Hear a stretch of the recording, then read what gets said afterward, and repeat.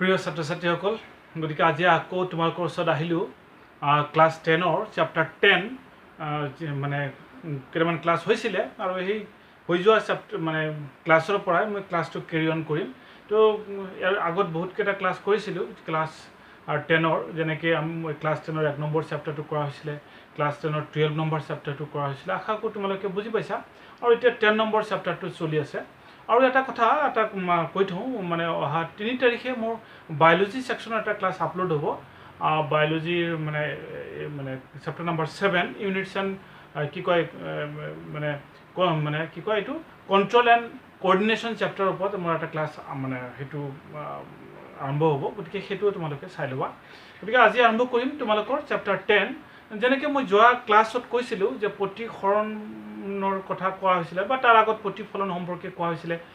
গতিকে যোৱা ক্লাছত মই কৈছিলোঁ যে প্ৰতিসৰণনো কি বস্তু প্ৰতিসৰণ কাক বোলে প্ৰতিসৰণৰ লগত জড়িত কিছুমান টাৰ্মছৰ কথা মই আলোচনা কৰিছিলোঁ বা প্ৰতিসৰণাংক কি বস্তু গম পালোঁ আৰু প্ৰতিসৰণাংকৰ ডেফিনেশ্যন দি দিলোঁ বা প্ৰতিসৰণাংকৰ ডেফিনেশ্যনত আমি পাইছিলোঁ μ = c/v তাৰ লগত কেইটামান মানে নিউমেৰিকেল প্ৰব্লেমো কৰিলোঁ আৰু কেনেকুৱা ধৰণৰ প্ৰশ্ন উদ্ভৱ হ'ব পাৰে সেই তেনেকুৱা মানে প্ৰশ্নৰ উত্তৰ মই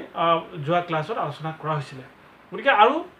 তাৰ পৰাই মই প্ৰতিসৰণাংকৰ আৰু অলপ কনচেপ্টৰ পৰাই মই ক্লাছটো আজি আৰম্ভ কৰিম চ' আহা গতিকে তাৰ আগতে মোৰ যেনেকৈ মোৰ চেনেলটো ফিজিক্স উইথ নবীৰ ছাৰটো তোমালোকে ছাবস্ক্ৰাইব কৰি ল'বা যাতে আগন্তুক ভিডিঅ'বিলাকে পাই থাকিব পৰা চাওঁ তো কথা হ'ল কি যে প্ৰতিসৰণাংক মই বুজাইছিলোঁ তো প্ৰতিসৰণাংক বুজোৱাৰ সময়ত বা প্ৰতিসৰণ কি বস্তু তাত সেই যেতিয়া কৈছিলোঁ সেই তেতিয়া এটা কথা তোমালোকক কৈছিলোঁ যে ছাপ'জ এইটো এটা দুটা মাধ্যম হয় এটা মাধ্যম এইটো 1 নম্বৰ মাধ্যম এইটো 2 নম্বৰ মাধ্যম যেতিয়া পোহৰৰশ্মি এটা মাধ্যমৰ পৰা আহি আন এটা মাধ্যমত যেতিয়া সোমাই যায় 2 নম্বৰ মাধ্যমত যেতিয়া সোমাই যায় তেতিয়াহ'লে তাৰ এটা দিক বিচ্যুত হয় বা কেতিয়াবা দিক বিচ্যুত নহ'বও পাৰে কিন্তু ভেল'চিটি চেঞ্জ হয় বা বেগৰ পৰিৱৰ্তন হয় তো তেনেকুৱা পৰিঘটনাটোক নাম দিছিলোঁ প্ৰতিসৰণাংক তেনেকুৱা পৰিঘটনাটো কোৱা হৈছিলে প্ৰতিসৰণ পোহৰৰ প্ৰতিসৰণ গতিকে পোহৰৰ প্ৰতিসৰণত মই কৈছিলোঁ যে ছাপ'জ এইটো এটা বেলেগ মাধ্যম এইটো এটা বেলেগ মাধ্যম এইটো মাধ্যম যদি লঘু মাধ্যম হয় লঘু মানে পাতল মাধ্যম হয় যাৰ প্ৰতিসৰণাংক কম আৰু এটা বেলেগ মাধ্যম নম্বৰ 2 এই মাধ্যমটোৰ নাম দিলোঁ 2 মাধ্যম আৰু ইয়াত যদি প্ৰতিসৰণাংক যদি বেছি হয় তাৰমানে এইটো ঘন মাধ্যম যদি হয় আপাতভাৱে এই দুটাৰ তুলনাত এইটো মাধ্যম লঘু এইটো মাধ্যম ঘন তেতিয়াহ'লে পোহৰৰ প্ৰতিসৰণৰ ক্ষেত্ৰত দেখা যায় যে আপতন কোণ যিমান হয় তাতকৈ প্ৰতিসৰণ কোণৰ মান কম হয় কথাটো ভালকৈ মন দিয়া অৰ্থাৎ কি হয় যে পোহৰ ৰশ্মি যদি লঘু মাধ্যমৰ পৰা ঘনত্বৰ মাধ্যমত আহে তেতিয়াহ'লে ঘন মাধ্যমত যদি আহে তেতিয়াহ'লে পোহৰ ৰশ্মিৰ আপতন কোণ যিমান হয় তাতকৈ লঘু ঘন মাধ্যমত যিটো প্ৰতিসৰণ কোণ হয় সেই প্ৰতিসৰণ কোণৰ মান কম হয় আৰু সেইকাৰণেই প্ৰতিসৰিত ৰশ্মিটো অবিলম্বৰ কাষ চাপি আহে যেনেকৈ এইটো যাব লাগিছিল এনেকৈ থ্ৰু দিছ ৰাস্তা এইটো ৰাস্তাৰে যাব লাগিছিল হয়নে এইটো এনেকৈ যাব লাগিছিল কিন্তু প্ৰতিসৰণৰ কাৰণে বেকা হ'ল কোন দিশত বেকা হ'ল এইটো অবিলম্বৰ কাষ চাপি আহিল ঠিক আছে গতিকে কেতিয়া অবিলম্বৰ কাষ চাপি আহিব সেইটো তোমালোকৰ কাৰণে ইম্পৰ্টেণ্ট এইটো মন ৰাখিবা যদি কি হয় যে পোহৰ ৰশ্মি লঘু মাধ্যমৰ পৰা ঘন মাধ্যমত আহে বা প্ৰতিসৰণ হয় তেতিয়াহ'লে প্ৰতিসৰিত ৰশ্মিটো মানে অবিলম্বৰ কাষ চাপি আহে অন্য হাতেদি আমি এনেকৈও ক'ব পাৰোঁ যে যদি পোহৰ ৰশ্মি ঘন মাধ্যমৰ পৰা যদি লঘু মাধ্যমত আহে আমি এনেকৈ যদি এটা ব্যাখ্যা এনেকৈ কৰিব পাৰোঁ তোমালোকৰ আৰু ক্লিয়াৰ হ'ব যদি এনেকুৱা হয় ছাপ'জ এইটো এটা ঘন মাধ্যম এইটো নম্বৰ 2 মাধ্যম ধৰি ল'লোঁ নম্বৰ 2 মাধ্যম এইটো নম্বৰ 1 মাধ্যম এইটো ঘন মাধ্যম তে পোহৰ ৰশ্মি ঘন মাধ্যমৰ পৰা আহি ইয়াত আপতন হ'ব পাৰে কাছৰ মাজেৰেও আহি পোহৰ ৰশ্মি আহিব পাৰে যেনেকৈ এই পোহৰ ৰশ্মিটো এনেকৈ প্ৰতিফলিত হৈ আহি ইয়াত আহিব ইয়াত আহিলে কি হ'ব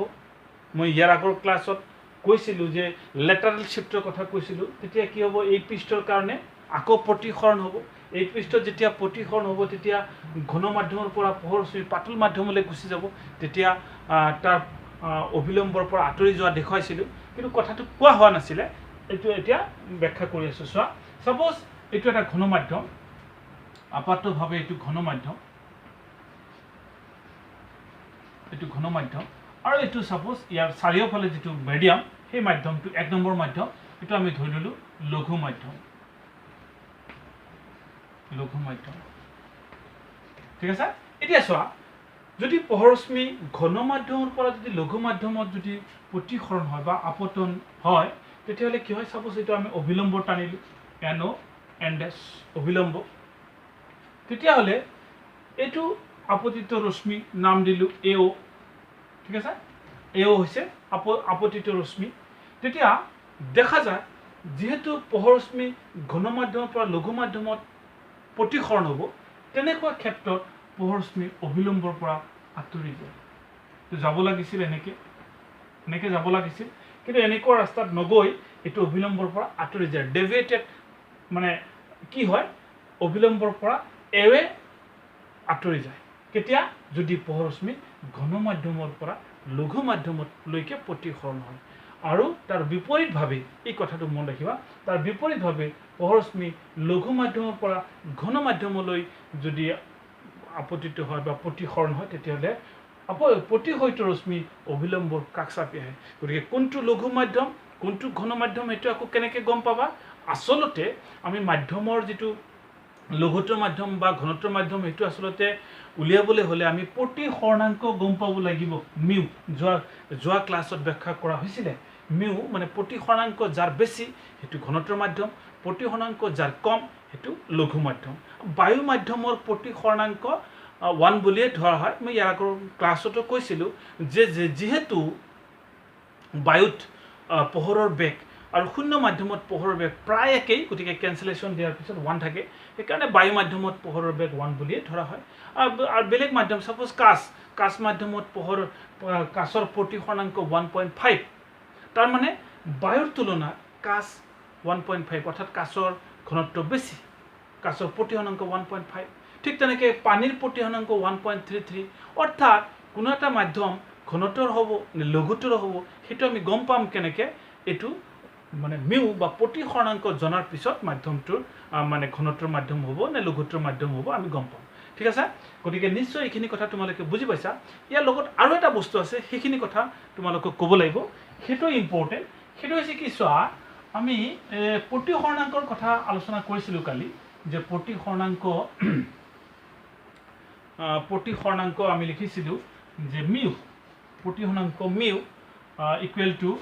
আমি লিখিছিলো c/v হয়নে গতিকে মিউ মানে প্ৰতিসৰণাংক কাৰ প্ৰতিসৰণাংক এই v মানে v মানে কি বস্তু যে মানে মাধ্যমটোৰ প্ৰতিসৰণাংক যেটো মাধ্যমত পোহৰৰ বেগ v আৰু c হৈছে পোহৰৰ বেগ শূন্য মাধ্যমৰ কাৰণে বা বায়ু মাধ্যমৰ কাৰণে গতিকে প্ৰতিসৰণাংকৰ ফৰ্মুলাত আমি পাইছিলো যে মিউ ইকুৱেল টু c/v ঠিক আছে এতিয়া চোৱা কেতিয়াবা প্ৰতিসৰণাংক আসলতে প্ৰতিসৰণাংক আমি শূন্য মাধ্যমৰ সাপেক্ষেহে হিসাব কৰা হয় বা কোনো এটা মাধ্যমৰ সাপেক্ষে হিসাব কৰা হয় অ্যাবসলিউট প্ৰতিসৰণাংক কোনো এটা মাধ্যমৰ নাই মানে কাৰো কোনো মাধ্যমৰ সাপেক্ষেহে প্ৰতিসৰণাংকটো হিসাব কৰা হয় সেই কাৰণে প্ৰতিসৰণাংক একচুৱেলি লিখিবলৈ গলে আমি এনেকৈ লিখিব লাগে মিউ অফ 2 উইথ ৰেসপেক্ট টু 1 এনেকৈ লিখিব লাগে তোমালোকৰ কিতাপতে পাবা n to 1 তাৰ মানে এটো কি বুজাইছে তাৰ মানে বুজাইছে যে প্ৰতিসৰণাংক 2 নম্বৰ মাধ্যমৰ 1 নম্বৰ মাধ্যমৰ সাপেক্ষে অৰ্থাৎ 1 নম্বৰ মাধ্যমৰ সাপেক্ষে 2 নম্বৰ মাধ্যমৰ প্ৰতিসৰণাংক তাৰ মানে এনেকুৱা আৰু যদি বুজাত আৰু যদি অসুবিধা হয় মই বুজাই দিছো এনেকুৱা যে পোহৰশ্মি এটা 1 নম্বৰ মাধ্যমৰ পৰা 2 নম্বৰ মাধ্যমত আহি আছে এনেকৈ প্ৰতিসৰণ হৈ আছে এনেকুৱা ঠিক আছে 1 নম্বৰ মাধ্যমৰ পৰা 2 নম্বৰ মাধ্যমত আহি আছে তেতিয়াহলে এটা আপতিত ৰশ্মি তেতিয়াহলে মিউ টু 1 তাৰ মানে কি বুজাই আছে মই ক'লো নহয় যে মিউ টু 1 হৈছে যে 2 নম্বৰ মাধ্যমৰ প্ৰতিসৰণাংক 1 নম্বৰ মাধ্যমৰ সাপেক্ষে অৰ্থাৎ 1 নম্বৰ মাধ্যমৰ সাপেক্ষে 2 নম্বৰ মাধ্যমৰ প্ৰতিসৰণাংক এনেকুৱা হ'বলৈ হলে আমি কি লিখিম মিউ টু 1 অৰ্থাৎ 1 নম্বৰ মাধ্যমৰ সাপেক্ষে 2 নম্বৰ মাধ্যমৰ প্ৰতিসৰণাংক আমি লিখিম যে 1 নং মাধ্যমত পোহৰৰ বেগ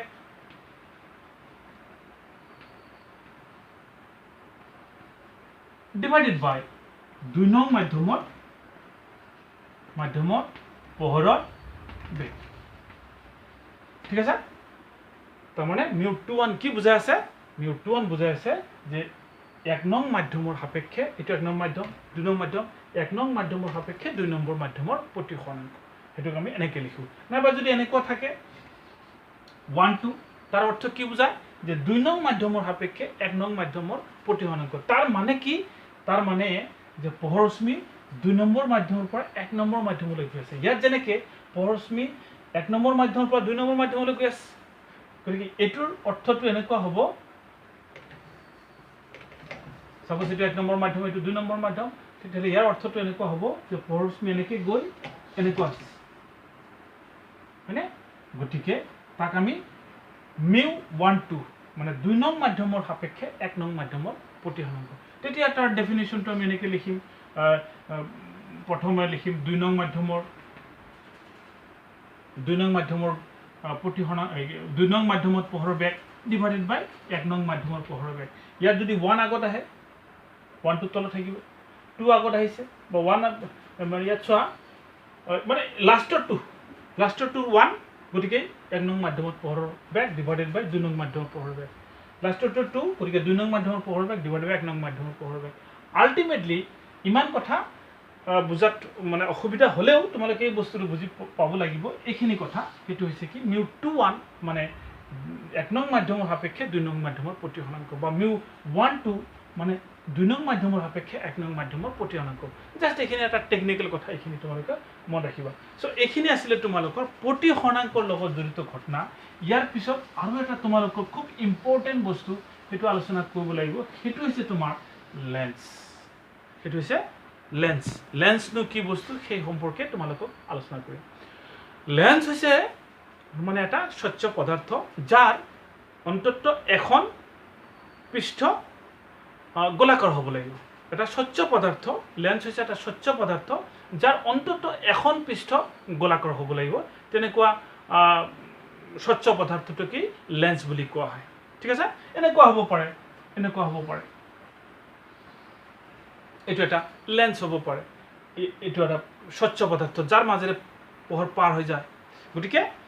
ইমান জটিল পৰ্যায়লৈ নাযাওঁ আমি ডাইৰেক্টলি আহো যে লেন্স হৈছে এটা স্বচ্ছ পদাৰ্থ যাৰ এখন পৃষ্ঠ অন্তত এখন পৃষ্ঠ গোলাকাৰ হ'ব লাগিব আৰু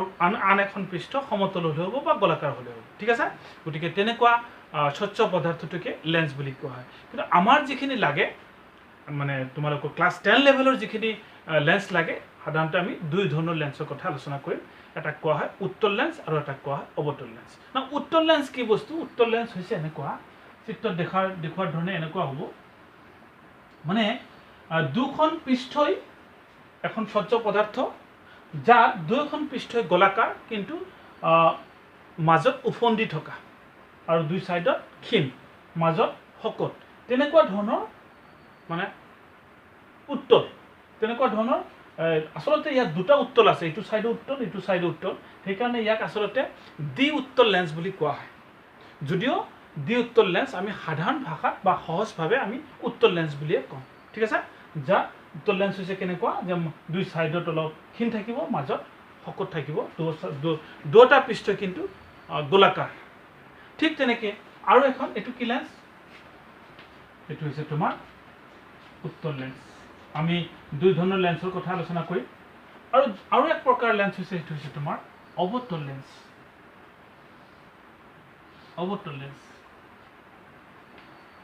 এটো হৈছে তোমাৰ অৱতল লেন্স যাৰ দুইখন পৃষ্ঠই গোলাকাৰ কিন্তু মাজত ক্ষীণ দুই সাইডত হকত ঠিক আছে এটো কোৱা হয় অৱতল লেন্স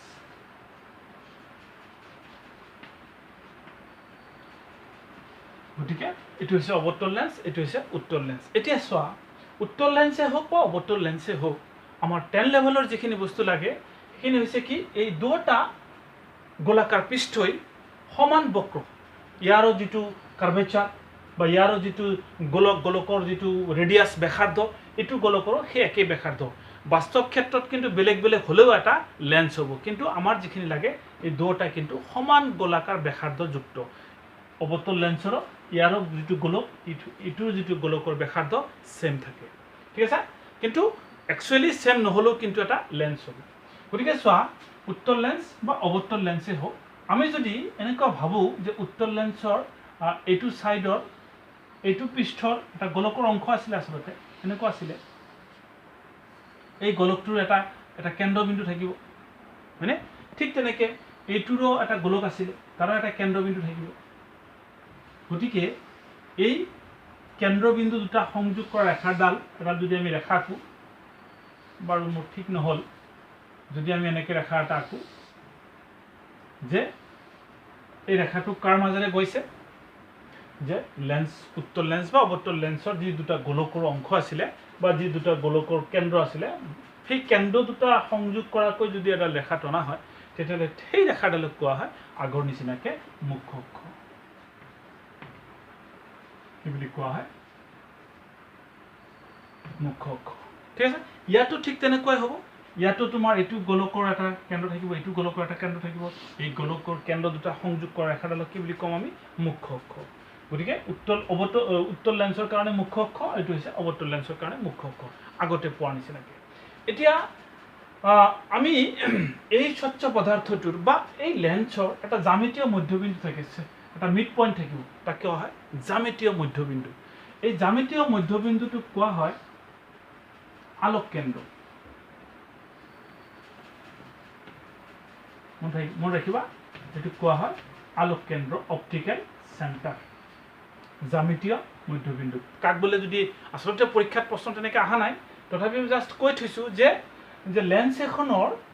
জ্যামিতীয় মধ্যবিন্দু লেন্সটোৰ আলোক কেন্দ্ৰ বুলি কোৱা হয় অপটিকেল চেণ্টাৰ বুলি কোৱা হয় ইয়াত এটা জ্যামিতীয় মধ্যবিন্দু থাকিব জ্যামিতীয় মধ্যবিন্দু মানে অন্য একো নহয় এইটো হৈছে তোমাৰ চাৰিওফালৰ পৰা মানে ইকুৱেল ডিষ্টেঞ্চ মাজত যিটো পইণ্ট চ' এইটো আমি আলোকীয় মধ্যবিন্দু আখৰৰ দ্বাৰা বুজাওঁ চ' এইটো হ'ব তোমাৰ আলোক কেন্দ্ৰ অৱতল লেন্সৰ কাৰণে আলোক কেন্দ্ৰ উকাৰ আছে এটা আলোক কেন্দ্ৰ গতিকে আমি মুখ্য অক্ষ পালোঁ লেন্স কাক বোলে পালোঁ মুখ্য অক্ষ পালোঁ আলোক কেন্দ্ৰ পালোঁ আৰু কেইটামান টাৰ্মছ আছে এনেকুৱা ধৰণৰ লেন্সৰ লগত জড়িত কিছুমান টাৰ্মছ আছে সেই সম্পৰ্কে আমি আৰু কেইটামান টাৰ্মছ আলোচনা কৰি আমি মেইন কিহৰ ভিতৰত সোমাই যাম তো আমি উত্তল লেন্স আৰু অৱতল লেন্সৰ আলোক কেন্দ্ৰ গম পালোঁ এতিয়া আমি আৰু এটা বস্তু আলোচনা কৰিব লাগিব সেইটো হৈছে তোমাৰ ফ'কাছ যেনেকৈ দাপনৰ কাৰণে আমি ফ'কাছ কাক বোলে আমি ডিফাইন কৰিছিলোঁ হয়নে ঠিক তেনেকৈ লেন্সৰো ফ'কাছ এটা আছে বা ফ'কাছ দৈৰ্ঘ্য আছে সেইখিনিও আমি আলোচনা কৰিব লাগিব হৈছে কি যদি এনেকুৱা হয় আৰু এটা কথা ইয়াত কৈ থওঁ যে এইটো হৈছে কি দাপন চৰি এইটো হৈছে কি লেন্স এইটোক কোৱা হয় অৱতল লেন্স হয়নে এইটোক কোৱা হয় অৱতল লেন্স আৰু এইটোক কোৱা হয় উত্তল লেন্স এই উত্তল লেন্সৰ আৰু এটা নাম আছে তাক কোৱা হয়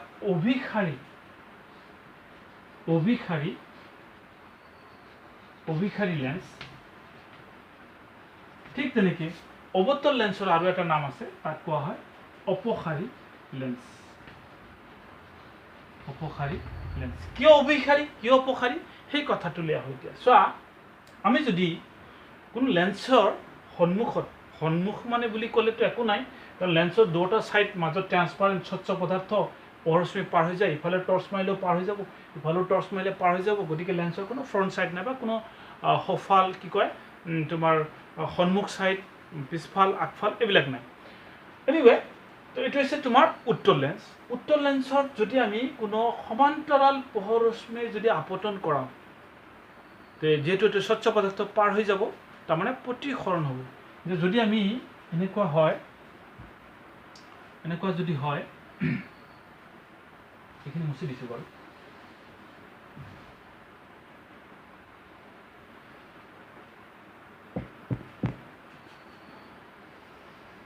যদি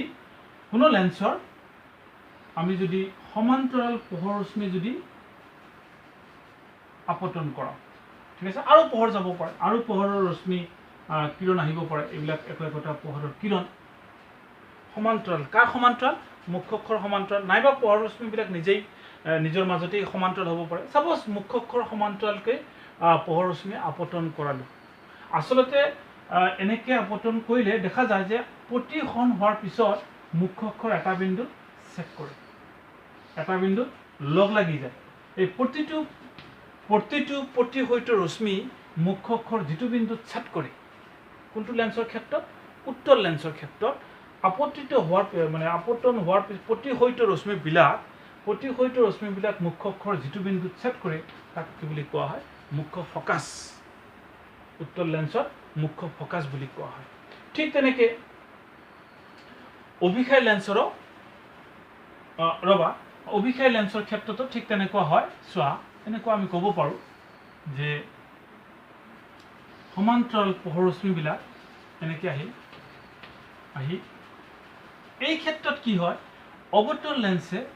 এই ক্ষেত্ৰত এনেকুৱা হয় অৰ্থাৎ অৱতল লেন্সৰ ক্ষেত্ৰত দেখা যায় যে প্ৰতিহত ৰশ্মিবিলাক এটা আনটোৰ পৰা আঁতৰি যায় অৱতল লেন্সৰ ক্ষেত্ৰত মুখ্য অক্ষৰ সমান্তৰালকৈ অহা পোহৰশ্মি প্ৰতিহৰণৰ পিছত মুখ্য অক্ষৰ যিটো বিন্দুৰ পৰা অহা যেন লাগে আৰু আল্টিমেটলি প্ৰতিহৰণৰ পিছত এটা আনটোৰ পৰা আঁতৰি যায় কিন্তু উত্তল লেন্সে প্ৰতিহত ৰশ্মিবিলাক কি কৰে মানে এটা বিন্দুত কোচ খুৱাই দিয়ে অৱতল লেন্সে কি কৰে প্ৰতিটো ৰশ্মিৰ মাজত এটা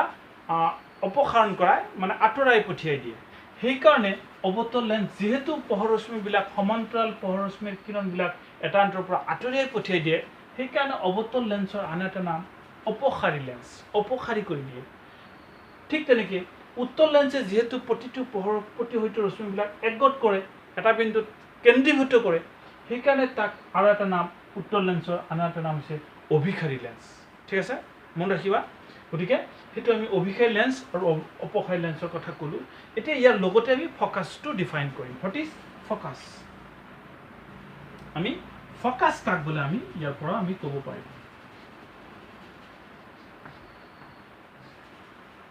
ঠিক আছে না ফকাছ কি বস্তু অলৰেডি এইখিনি ব্যাখ্যা কৰোঁতে এটা কথা ক্লিয়াৰেই হ'ল যে যদি লেন্সৰ যদি সমান্তৰাল মুখ্য অক্ষৰ সমান্তৰালকৈ অহা পোহৰশ্মি যদি আপতিত হয় প্ৰতিহৰণৰ পিছত দেখা যায় যে মুখ্য অক্ষৰ এটা বিন্দুত ছেদ কৰে আৰু সেই বিন্দুটোকেই কোৱা হয় ফকাছ ঠিক আছে ঠিক তেনেকৈ মানে অৱতল লেন্সৰ ক্ষেত্ৰত সমান্তৰাল মুখ্য অক্ষৰ সমান্তৰালকৈ অহা পোহৰশ্মি প্ৰতিহৰণৰ পিছত মুখ্য অক্ষৰ যিটো বিন্দুৰ পৰা অহা যেন লাগে তাক কোৱা হয় অৱতল লেন্সৰ ফকাছ গতিকে ফকাছ কাক বোলে যদি আমি লিখিব খোজোঁ তেতিয়াহ'লে আমি কি লিখিম যে ফকাছ হৈছে মুখ্য অক্ষৰ লিখি লোৱা তোমালোকে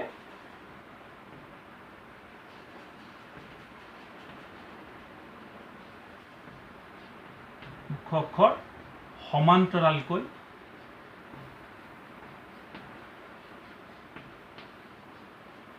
অহা পোহৰ ৰশ্মি মুখ্য অক্ষৰ সমান্তৰালকৈ অহা পোহৰ ৰশ্মি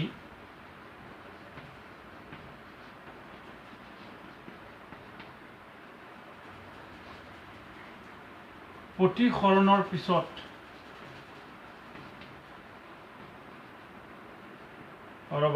মুখ্য অক্ষৰ সমান্তৰালকৈ অহা পোহৰ ৰশ্মি লেন্সত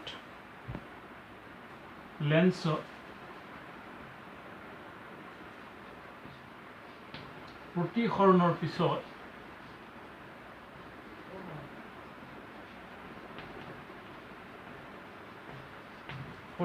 পিছত মুখ্য অক্ষৰ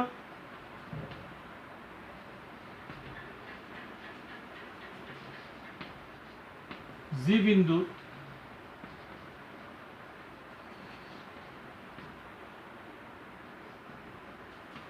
ছেদ কৰে বা যি বিন্দুৰ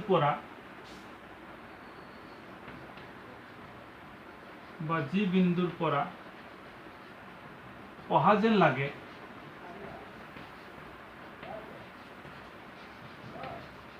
তাক মুখ্য ফকাছ বোলে তাক কি বুলি কোৱা হয় মুখ্য ফকাছ গতিকে তোমালোকে স্ক্ৰীনশ্বট মাৰি লোৱা যে ফকাছ কাক বোলে হোৱাট ইজ ফকাছ লেন্সৰ কাৰণে ফকাছৰ ডিফিনিশ্যনটো হৈছে এইটো ঠিক আছে এতিয়া চোৱা ইয়াৰ লগত আৰু এটা বস্তু জড়িত হৈছে গতিকে আমি এইটো ফকাছ গম পালোঁ, এইটো ফ'কাছ গম পালোঁ। এইটো হৈছে আলোক কেন্দ্ৰ, এইটো হৈছে তোমাৰ আলোক কেন্দ্ৰ। এতিয়া চোৱা, এই আলোক কেন্দ্ৰ আৰু এই ফ'কাছৰ মাজৰ যিটো দূৰত্ব, এইখিনি দূৰত্ব আলোক কেন্দ্ৰ আৰু ফ'কাছ এই মাজৰ দূৰত্বটোক কোৱা হয় ফ'কাছ দৈৰ্ঘ্য। তাক স্মল এফ আখৰৰ দ্বাৰা বুজোৱা হয়। গতিকে ফ'কাছ দৈৰ্ঘ্য কাক বোলে যদি আহে পৰীক্ষাত, তেতিয়াহ'লে সহজ লিখিব পাৰিবা যে ফ'কাছ দৈৰ্ঘ্য হৈছে লেন্সৰ আলোক কেন্দ্ৰ আৰু ফ'কাছৰ মাজৰ দৈৰ্ঘ্য ফ'কাছ দৈৰ্ঘ্য বুলি কোৱা হয়। গতিকে লেন্সৰ আলোক কেন্দ্ৰ, এইটো হৈছে আলোক কেন্দ্ৰ, আলোক কেন্দ্ৰৰ পৰা ফ'কাছৰ যিটো দৈৰ্ঘ্য তাক কোৱা হয় ফ'কাছ দৈৰ্ঘ্য। গতিকে এইটো হৈছে উত্তল লেন্সৰ ফ'কাছ দৈৰ্ঘ্য, এইটো হৈছে তোমাৰ অৱতল লেন্সৰ ফ'কাছ দৈৰ্ঘ্য। গতিকে ফ'কাছ দৈৰ্ঘ্য কাক বোলে, ফ'কাছ কাক বোলে আমি গম পাওঁ।